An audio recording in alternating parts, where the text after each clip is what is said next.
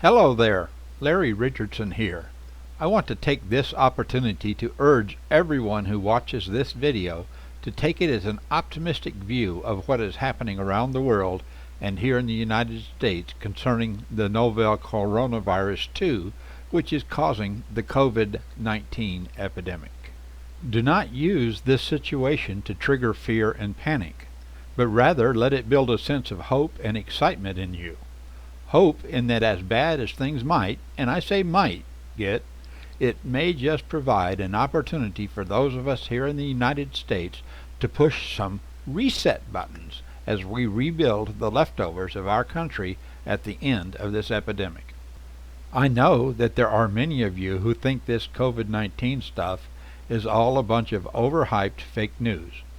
I would ask you not to have such a locked-in belief that if and when things progress to an obvious disaster level, you will be able to readjust your opinions. For the rest of us, if you have not yet provided the stockpile of food, water, etc., you will need to endure some weeks or even months of isolation in order to minimize your exposure to the COVID-19 disease. You should do so now.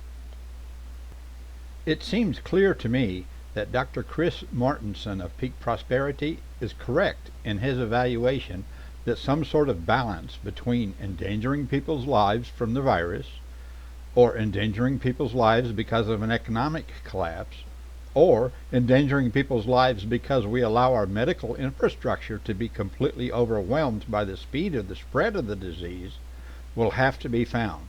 It does not matter which of these three things takes the center stage of our government's policies. Each of them involve the endangerment of people's lives. If decisions are made strictly from the medical aspect of slowing the spread of COVID-19, the quarantine and lockdown isolation that will be required to have any appreciable effect will cause massive destruction to the economic structure of our nation. Lack of production, lack of paychecks, etc., because workers are not allowed to go to work is the most obvious result. The effects of keeping the economic engine running will endanger people by increasing their chances of catching the virus. It will also carry the risk of the disease spreading at a rate that will completely overwhelm our medical system infrastructure. It seems that we may be damned if we do, or damned if we don't. A look at the massive changes in the daily lives of the Chinese people, which in many cases continues to this day, shows us what is most likely in store for the United States. One aspect is the forced quarantine and lockdown. I would refer you to the report of the World Health Organization's team that just returned from China.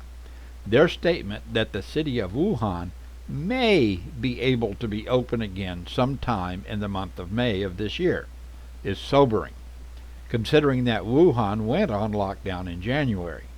We are talking about a major disruption of freedom of movement and many other aspects for a period of at least 4 months and perhaps longer.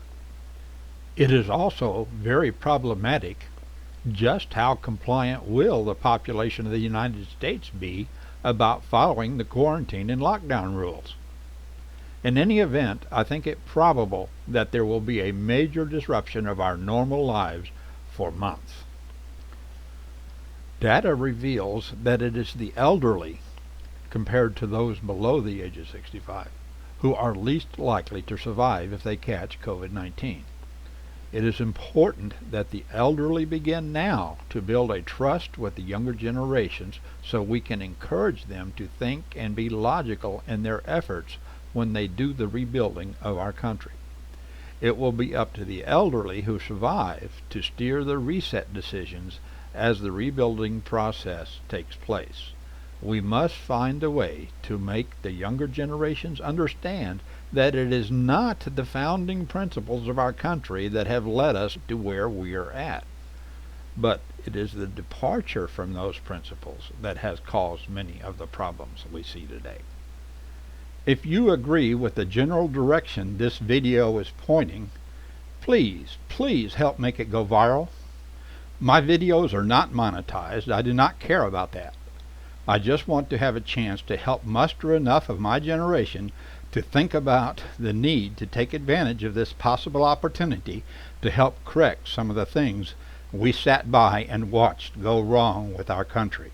It is time for us to clean up the mess we let happen.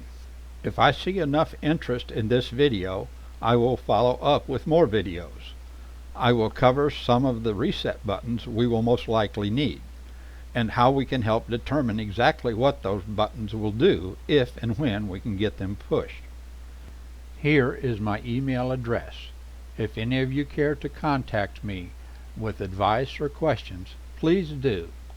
Thanks for watching, and have a great day.